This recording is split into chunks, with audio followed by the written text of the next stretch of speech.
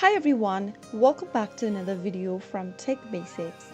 In this video, we are going to be learning how to delete your Gumtree account. So without wasting much of our time, let's dive into the video right away.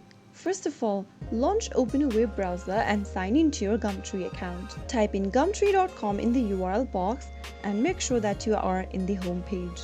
Once you land in the home page, go to the upper right corner and click on the menu button. Now in the pop-up, click on My Details. Now, under My Details, scroll all the way down and click on Deactivate your account.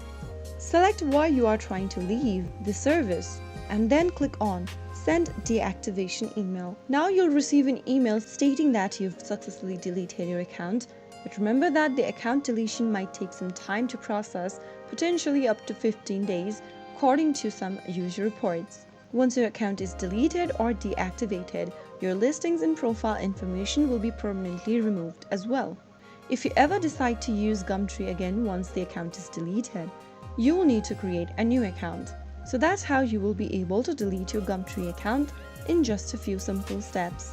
If you found the video to be helpful, go ahead and give us a thumbs up. Don't forget to subscribe to our channel by hitting the subscribe button.